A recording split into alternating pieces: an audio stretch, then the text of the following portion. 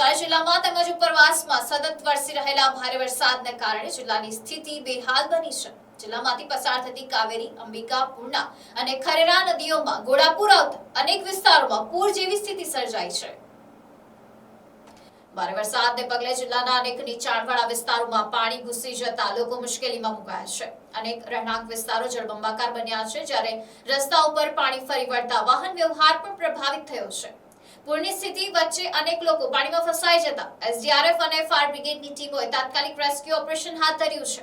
Boat અને જરૂરી સાધનોની મદદથી લોકોને સલામત સ્થળોએ ખસેડવાની કામગીરી યુદ્ધના ધોરણે ચાલી રહી છે।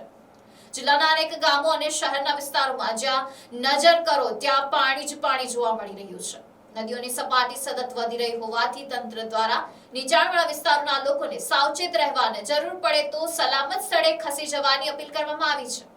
ભારે વરસાદ અને પૂરની સ્થિતિને ધ્યાનમાં રાખી જિલ્લા વહીવટીતંત્ર, એસડીઆરએફ, ફાયર વિભાગ, પોલીસ અને સ્થાનિક તંત્ર સતત સ્થિતિ પર નજર રાખી રાહત અને બચાવ કામગીરીમાં વ્યસ્ત છે। હાલમાં સમગ્ર જિલ્લામાં પૂર જેવી ગંભીર સ્થિતિ સર્જાતા જનજીવન પર વ્યાપક અસર જોવા મળી રહી છે। નવસારી જિલ્લામાં આજરોજ 2 વાગ્યા સુધી 4.5 ઇંચ જેટલું વરસાદ સરેરાશ થયું છે, જેમાં નવસારીમાં 1.25 ઇંચ જેટલું સરેરાશ, જલાલપુરમાં 1.25 ઇંચ, ગણદેવીમાં 1.85 ઇંચ, ચીખલીમાં 4.5 ઇંચ, વાંસદામાં 6.5 ઇંચ જેટલો અને ખેરગામમાં લગભગ 11 ઇંચ જેટલો વરસાદ 2 વાગ્યા સુધી સમગ્ર જિલ્લામાં નોંધાયો છે। જિલ્લામાં 3 જે મુખ્ય નદીઓ પસાર થાય છે, પૂર્ણાની ડેન્જરસ સપાટી લગભગ 23 ફૂટ છે, એની સામે 27 ફૂટ ઉપર, અંબિકા 41.65 ફૂટ ઉપર અને કાવેરી 33 ફૂટ એટલે કે બેઝિક સપાટીથી ખૂબ ઉપર ચાલી રહી છે। 2 જે મુખ્ય ડેમ છે, જૂજ અને કેલિયા, બંને ઓવરફ્લો થઈ ગયા છે। અત્યાર સુધી જિલ્લામાં લગભગ 250 જેટલા પંચાયત અને સ્ટેટ હાઈવેઝને બંધ કરી દેવામાં આવ્યા છે અને લગભગ 3000 જેટલા લોકોને જિલ્લાના વિવિધ શેલ્ટર હોમ્સમાં શિફ્ટ કરી દેવામાં આવ્યા છે।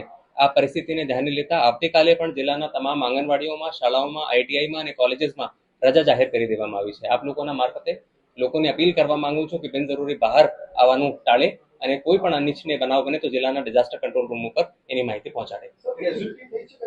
યસ, એક વાંસદામાં, ગંગપુરમાં 2 યુવાનો જે બાઇક ઉપર હતા, બેરિકેડેડ રોડને ક્રોસ કરવાની કોશિશ કરતી વખતે બંને તળાઈ ગયા છે એવી માહિતી મળી છે। બંનેને લોકેટ હજી સુધી કરી શક્યા નથી। 2 જિલ્લામાં એસડીઆરએફની ટીમો હાલ ઓપરેશનમાં છે અને જિલ્લામાં એક ત્રીજી એનડીઆરએફની ટીમ પણ મોબિલાઇઝ થવાની છે, સુરતથી નીકળી ગઈ છે, ટૂંક સમયમાં જિલ્લામાં આવશે। તો ટોટલ રેસ્ક્યુ માટે 3, એરલિફ્ટ માટે સ્ટેટ એમરજન્સી ઓપરેશન સેન્ટર સાથે ટાઈ અપ થઈ ચૂક્યું છે। Bureau report, NDC news, Navsari.